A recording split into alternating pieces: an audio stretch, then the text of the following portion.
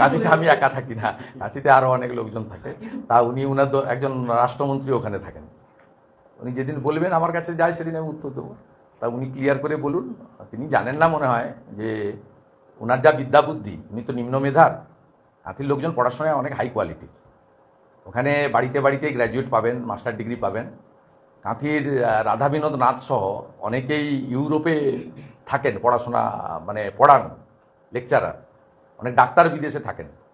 তা আপনার কাঁথির কাছে একজনের বাড়ি আছে দেশপ্রাণ বীরেন্দ্রনাথ শাসমল, যিনি কংগ্রেস অধিবেশনে অপমানিত হয়েছিলেন, খালি পায়ে বেরিয়ে গিয়ে অবিভক্ত পরগনা, অবিভক্ত মেদিনীপুরে ট্যাক্স বিরোধী বন্ধ আন্দোলন করেছিলেন। এবং একমাত্র হিন্দু মানুষ, মানে হিন্দুদের প্রথা আছে তো, মানে বৈষ্ণব ছাড়া অন্যদের দাহ করতে হয়, ওনাকে দাঁড় করিয়ে পড়ানো হয়েছিল। ওনার নামে আপনার কলকাতার রাস্তাও আছে, দেশপ্রাণ শাসমল রোড। অর্থাৎ তিনি শুভেন্দু অধিকারীকে আক্রমণ করতে পারেন, কারণ তিনি আমার কাছে হেরেছেন, যন্ত্রণা আছে। 1956টা বেড়ে 8,000-এর কাছাকাছি গেছে। তারপরে আমার জেলাতে কার্যত শূন্য করে দিয়েছি ওনার পার্টিকে আমি। 16টার মধ্যে 15টা বিধানসভায় লিড আছে। তা সব মিলিয়ে উনি কিছুতেই না পারছেন ভোটে আমাকে হারাতে, না পারছেন ব্যক্তিগতভাবে আমাকে থামাতে।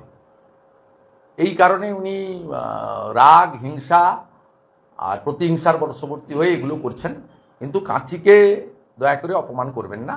কাঁথি লবণ সত্যাগ্রহের জায়গা, কাঁথিতে পিছাবনি আছে, যে জায়গাটা আপনি ভূমি রাজস্ব দপ্তরের রেকর্ডে পাবেন না।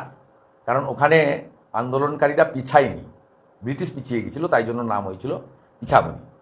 মমতা ব্যানার্জির পরিবারের কেউ স্বাধীনতা আন্দোলনে অংশগ্রহণও করেননি, জেলও খাটেননি। আমার পরিবারের বিপিন অধিকারী স্বাধীনতা সংগ্রামে আন্দোলনে ছিলেন এবং ব্রিটিশের জেলও খেটেছেন।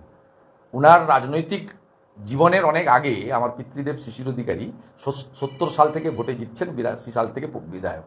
তা স্বাভাবিকভাবে তিনি এই ধরনের কথাবার্তাগুলো যত বলবেন তত অন্তত আমার এলাকাতে উনি নিশ্চিহ্ন হয়ে যাবেন এবং মানুষ তত বেশি করে আমার সঙ্গে থাকবেন। আমি ওনাকে ধন্যবাদ জানাবো যে উনি হলদিয়ায় গিয়ে আমাকে আক্রমণ করেছিলেন, তাই হলদিয়ায় 21,000 ভোটে ওনার প্রার্থী হেরেছেন। ওনাকে আমি ধন্যবাদ জানাবো। উনি কাঁথি শহরে হেঁটেছিলেন, সেই জন্য কাঁথি শহরের প্রায় সব ওয়ার্ডে বিজেপি প্রার্থী এগিয়ে আছে এবং দক্ষিণ কাঁথি বিধানসভা কেন্দ্রে প্রায় 20,000 লিড বিজেপি পেয়েছেন। আমি ওনাকে বলবো বারে বারে আপনি আসুন এবং আমাকে আক্রমণ করুন।